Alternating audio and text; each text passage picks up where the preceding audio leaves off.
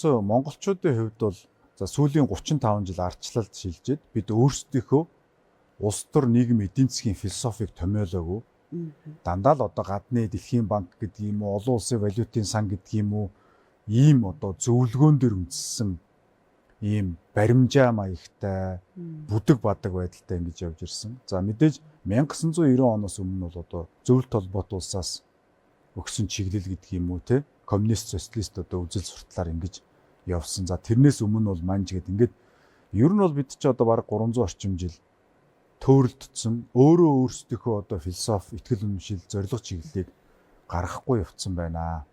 Тэгээ ямар нэг гадны зөвлөх бидрийг хөгжүүлж өгнө. За ямар нэг нэгдсэн үндэсний байгууллага бидрийг анхаарна гэдэг одоо энэ гинэн төсөөлөх юм уу да. Ингээ 35 жил явчлаа. Тэгэхээр бид одоо яаралтай улс төрийн хувьд бид ямар байх хэвтэй юм? Улс төр гэхээр олон улсын бодлого. За дотоодын засаглалын систем. Одоо сая ингээл засаглалын хямралч гэдэг юм ингээд гарч ирж байна. Гэтэл энэ одоо хэддэгэ болж байгаа хямрал юм тий. За цаашаа ер нь төр маань яаж ажиллах юм? Хувийн хвшилтэйгээ одоо оролцож ажиллах юм уу? Зохицуулж ажиллах юм уу? Дэмжиж ажиллах юм уу? Эсвэл төр ерөөсөө одоо зах зээлд оролцохгүй байх хэрэгтэй юм уу гэд ингээд эдийн засгийн философи.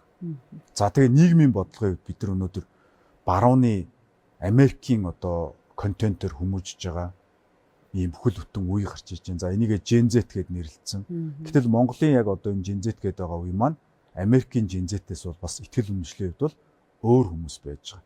Gen Z гэж шууд томьёолох боломжгүй. Ингээд бид нийгмийг одоо цаашдаа яаж авчих юм бэ гэдэг нь одоо улс төр нийгэм эдийн засаг гэсэн энэ философо бид өөрсдөө гаргахгүй болохгүй нэ. Тэгэхээр ер нь их хилцүүлэг хийх шаардлагатай болчихжээ л гэсэн санаа хэлж байна.